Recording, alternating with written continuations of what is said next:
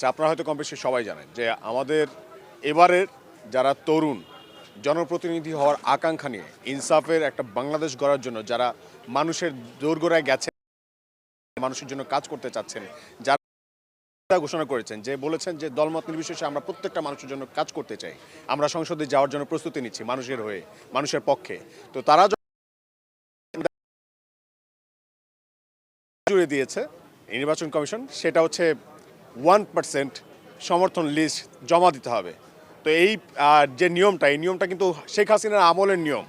শেখ হাসিনা আমলে যখন হচ্ছে কোনো যোগ্য প্রার্থী যাতে কোনোভাবেই নির্বাচনে অংশগ্রহণ করতে না পারে, সেই জন্য নানা রকম অবস্টাকল তৈরি করে, তারপর হচ্ছে নানা রকম রুলস তৈরি করে এইরকম কিছু শর্ত জুড়ে দিয়েছিল যাতে হচ্ছে যোগ্য প্রার্থীরা আসতেই না পারে ধারে কাছে, তার জন্য এই প্রার্থীটাই হচ্ছে কোনোভাবে নিতে না পারে।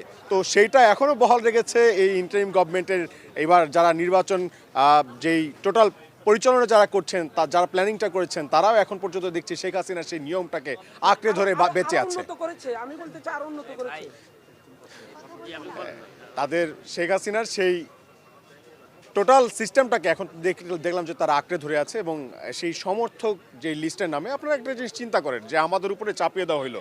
আমরা দু একদিন আগে সেটার জন্য প্রিপারেশন নিলাম, দেখলাম যে এই মাত্র 1% জনসমর্থন। আমার এলাকায় ভোটার হচ্ছে 6.5 লাখ, সেই 6.5 লাখের 1% হচ্ছে 6,500। তো 6,500 ভোটারের কাছে তো যাইতে হয়, আর সবাই তো হচ্ছে ধরেন আমাকে নাও চিনতে পারে, আর যারা চেনে তাদের কাছে গিয়ে তো বলতে হবে। তো বলতে হওয়ার জন্য একা মানুষ তো হচ্ছে সব জায়গায় যাওয়া যায় না, আমার হচ্ছে মানুষ লাগবে, আমাদের প্রতিনিধি লাগবে। তো একটা 2-3 দিনের মধ্যে ধরেন আমি হচ্ছে প্রতিনিধি নামালাম, 200 মানুষ হচ্ছে মাঠে নামালাম। 200 মানুষকে মাঠে নামাইতে গেলে যেই পরিমাণ খরচ আছে, ওইটাই যে বেয়ার করতে গেলে যে পরিমাণ খরচ শুরুতেই বেয়ার করতে হচ্ছে, সেই খরচটা যদি শুরুতে আপনারা হচ্ছে স্বতন্ত্র প্রার্থীদের উপরে চাপায়া দেন, তাহলে দেখা যাবে কি এই স্বতন্ত্র প্রার্থীর ওই টেনশনটা থাকবে যে এই খরচটা আমি কীভাবে উঠাবো।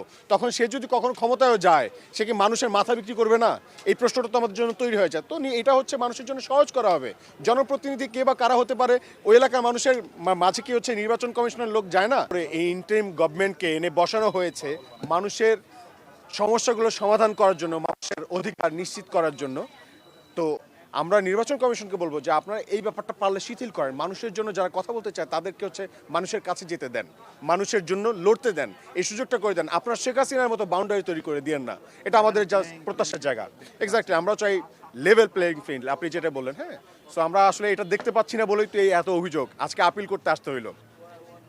আমাদের তো এখন মাঠে থাকার কথা, মানুষের প্রবলেমস শোনার কথা, মানুষের কাছে কাছে যাওয়ার কথা, তাদের কাছে জিজ্ঞেস করার কথা, ভাই আপনি কেমন আছেন, কী অবস্থায় আছেন, আপনার সমস্যাগুলো একটু বলেন, আমরা আপনাদের জন্য লড়তে চাই, আপনার পাশে থাকতে চাই।